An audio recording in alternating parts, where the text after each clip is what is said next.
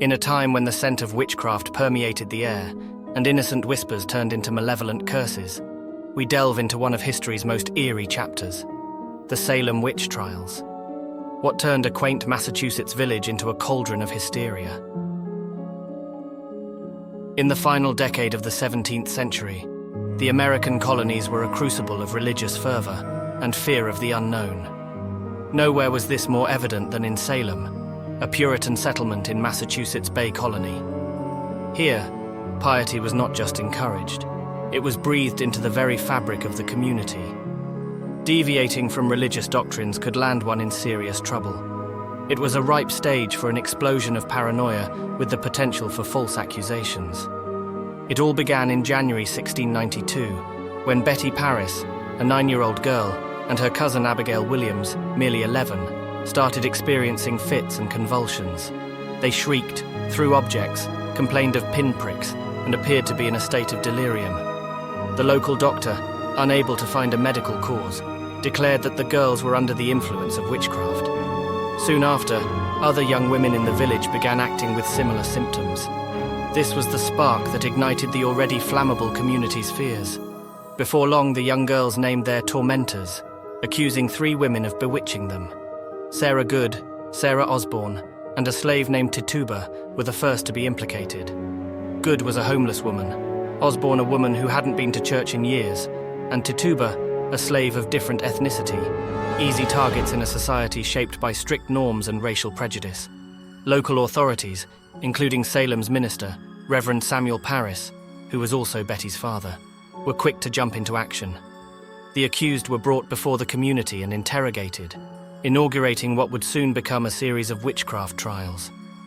As the news spread like wildfire through the community, so did fear and suspicion. This was the commencement of a dark chapter in history that would see many lives destroyed and an entire community fractured. The wheels were set in motion. Salem would never be the same again. But to understand the virulent strain of paranoia that gripped Salem, we must rewind a few years to 1688. In Boston, another witchcraft scare had laid the groundwork for what was to come.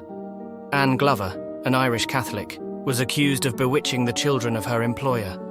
Despite her insistence that she was innocent, the language barrier, she spoke no English, made it difficult for her to defend herself. She was hanged, further entrenching the belief in witchcraft among the colonists. Fast forward to Salem, 1692, and this undercurrent of suspicion was waiting to burst forth.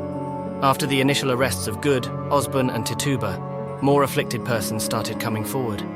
Young girls and even some adult women claimed to be tormented by unseen forces.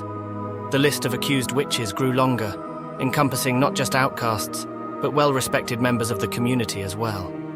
As weeks turned into months, the trials transformed from isolated incidents into a full-blown societal crisis. The judicial system, under the supervision of men like Judge Samuel Sewell and the Deputy Governor Thomas Danforth, was swamped with cases. This frenzy was not confined to the courtroom. Sermons and community gatherings were full of fire and brimstone, warnings against the devil's influence on the good people of Salem. The community was unraveling at the seams, with neighbor accusing neighbor and even families torn asunder. Several factors compounded this hysteria. The fear of Native American attacks, economic difficulties, and pre-existing feuds among families and church congregations all played a role in stoking the fires of suspicion and dread. Public confessions were encouraged, and those who did confess were often spared the noose, adding another layer of complexity to the mass hysteria. Why did this mass hysteria take such a strong hold on the people of Salem? One cannot overlook the influence of religious beliefs in the 17th century Massachusetts Bay Colony. The belief in witches was deeply rooted in the Puritan doctrine that perceived the world as a battleground between God and the devil. Any deviation from strict religious conduct was viewed as an invitation to demonic forces. In addition to religious beliefs, social tensions and rivalries among families played into the fervor. Land disputes, personal vendettas and the like found a convenient outlet in the form of witch accusations. The trials acted as a sort of social purging, ridding communities of undesirables or settling old scores under the cover of righteousness. The legal system was another major factor. Courts were willing to accept what we now understand as deeply flawed evidence.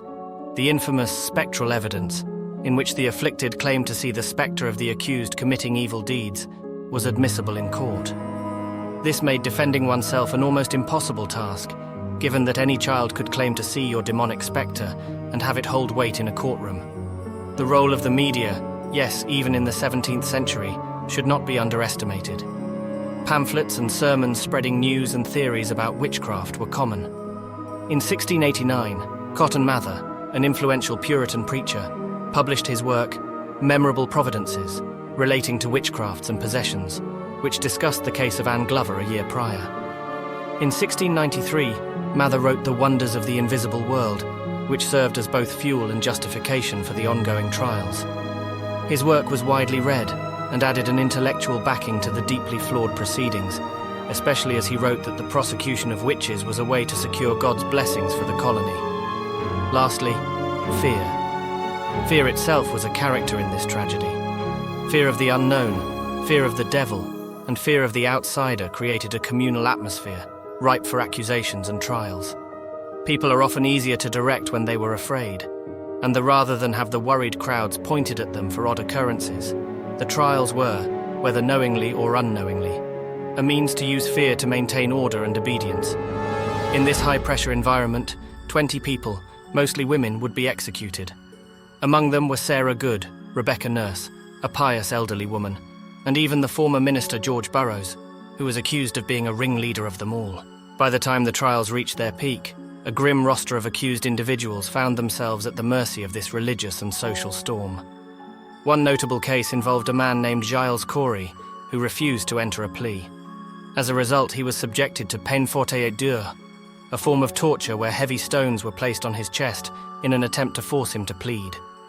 Corey's stoic defiance until his last breath, more weight, he famously demanded, stands as a haunting testament to the inhumanity of the proceedings. But not just adults, even children were pulled into the maelstrom. A 4-year-old girl named Dorothy Good was accused of witchcraft and spent months in jail, a trauma from which she never fully recovered. Then there were those like Bridget Bishop, the first to be executed, who was described as wearing strange costumes, and Sarah Osborne, who had the audacity to be estranged from her husband, acts that made them predictable targets in a society so apprehensive about deviation from the rule. It is also important to note that the trials were not limited to Salem. Nearby Andover had even more accusations and imprisonments. The darkness had spread like an uncontrollable wildfire. When the trials were finally discredited and public opinion turned, the damage was irreversible. 20 had been executed, 5 had died in prison, and families were destroyed or tarnished by the allegations. The community would be haunted by its actions for generations to come. Why did the trials have such a devastating impact? What mechanisms allowed this hysteria to not only start, but also perpetuate itself? Firstly, it's crucial to understand the role of religion. Puritan beliefs created an environment where the devil was as real as the air they breathed, a constant malevolent force seeking to lead them astray. Secondly, the political instability played a huge role. Salem was going through political changes, and there were boundary disputes with neighboring towns. A community under stress is often a breeding ground for scapegoating, making the witch trials an effective distraction and outlet for pressure from other problems. The legal system itself cannot be ignored. There was a blurring of lines between church and state, and the court relied heavily on spectral evidence, where the afflicted claimed to see the spectre or the spirit of the witch tormenting them. As bizarre as it may seem to us today, this evidence was admitted and used openly, even defended by men like Cotton Mather.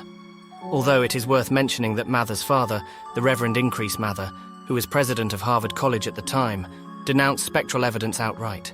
However, even criticism from esteemed institutions, it was a perfect storm, a convergence of societal, religious, and political factors that created a fertile ground for the witch hunt to flourish. It wouldn't be until years later that some measure of sanity would be restored.